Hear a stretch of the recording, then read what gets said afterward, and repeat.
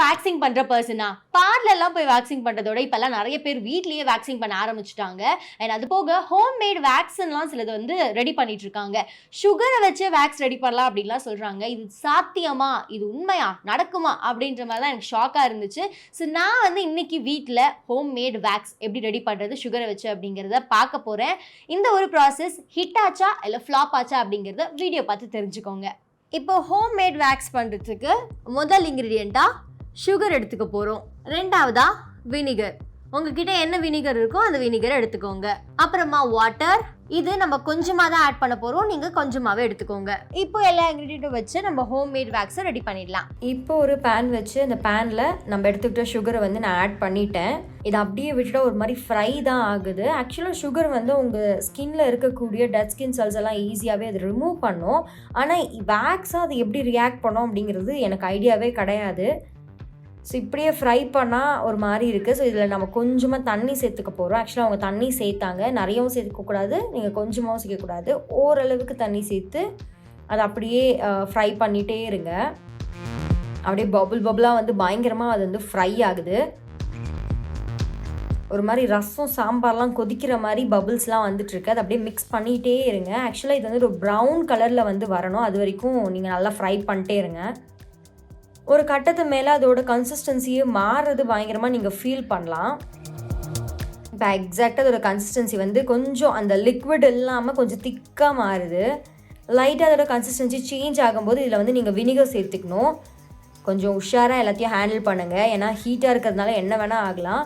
ஆனால் நீங்கள் பண்ணுறது வந்து ஒரு நான்ஸ்டிக் பேனில் பண்ணிங்க அப்படின்னா கீழே வந்து ஒட்டிக்காது. பிகாஸ் இது வந்து சுகர் அப்படிங்கிறதுனால நல்லாவே வந்து பேனில் ஒட்டிக்கும். ஸோ நான்ஸ்டிக் தான் என்னோடய ப்ரிஃபரபிள் சஜஷனாக இருக்கும்.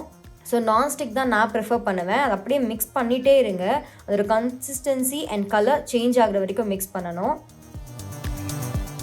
இப்போ நான் லைட்டாக ஃபீல் பண்ணுறேன், இந்த ஒயிட் கலர் சுகர் அப்படிங்கிறது வந்து ப்ரௌனாக மாறிட்டுருக்கு. இப்போ உங்களுக்கு எக்ஸாக்டாக தெரியும் அப்படின்னு நினைக்கிறேன். ஒரு மாதிரி ப்ரௌனாக மாறி இருக்கா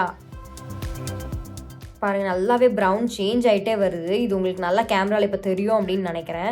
அதை நல்லா மிக்ஸ் பண்ணிட்டே இருங்க. ஆக்சுவலாக வினிகர் நம்ம ஆட் பண்ணியிருக்கோம் இல்லையா, அது வந்து நம்மளோட ஸ்கின்னுக்கு பல நல்ல பெனிஃபிட்ஸை கொடுக்கும். அது உங்களோட ஸ்கின்னை டீப்பாக ஹைட்ரேட் பண்ணும். அதே சமயம் வந்து அவங்களோட ஸ்கின்னை கிளென்ஸ் பண்ணுறதுக்கும் வினிகர் வந்து ஹெல்ப் பண்ணும். ஸோ இப்போ பாருங்கள், அப்படியே டார்க் ப்ரௌனாக மாறிட்டுருக்கு. அந்த பேனோட ஹீட்டுக்கே வந்து கலர் சேஞ்ச் ஆகும். அதனால இப்போ வந்து நீங்கள் ஸ்டவ்வை ஆஃப் பண்ணிவிடுங்க. இப்போ எக்ஸாக்டாக அதோட ப்ரௌன் பாருங்கள், அப்படி தேன் மாதிரி இருக்குது பார்க்குறதுக்கே. ஃபுல்லாக வந்து நல்லா கலர் சேஞ்ச் ஆகிடுச்சு. இது பேன்லேயே வச்சிட்டிங்கன்னா பயங்கர ஹார்ட் ஆகிடும். ஸோ இதை வந்து ஒரு சின்ன பவுலுக்கு மாற்றிக்கோங்க. இப்போ பவுலுக்கு மாற்றும் போது இந்த மாதிரி தான் இருக்குது. அது கொஞ்சமாக காற்று பட அதோட கன்சிஸ்டன்சி வந்து அப்படி பயங்கர திக்காகவே மாறிட்டே இருக்குது. அண்ட் முக்கியமான ஒரு விஷயம், இதில் கை மட்டும் வச்சிடக்கூடாது. பிகாஸ் என் கையை நான் வச்சு பயங்கரமாக சுட்டுக்கிட்டேன். அப்படியே நல்லா கையில் ஒட்டிக்குது, நல்லா சுட்டுருது. ஸோ பார்த்து ஹேண்டில் பண்ணுங்கள். நீங்கள் கொஞ்சமாக காற்றுல ஆற விடுறேன்னு ரொம்ப நேரம் ஃபேனை போட்டு ஆற விட்டுட்டிங்கன்னா ஃபுல் ஹார்ட் ஆகிடும். சரி, இதுவும் ஆறட்டும், நம்ம கையில் அப்ளை பண்ணலாம் நான் வெயிட் பண்ணிகிட்டே இருந்தேன். பட் இது ஆறுற மாதிரி இல்லை. சரி, கொஞ்ச நேரம் இருக்கட்டுமே ஸ்பூன் அதில் வச்ச உடனே ஃபுல்லாக கெட்டிமாயிடுச்சு. அதை எடுத்து என்னால் ஸ்கின்னில் அப்ளை பண்ணவே முடியல, அந்தளவுக்கு ஹீட்டு. ஏன்னா எனக்கு பார்லர் வேக்சிங்கே தெரிச்சு ஓடுவேன், இது அதை விட ஹீட்டாக இருக்குது.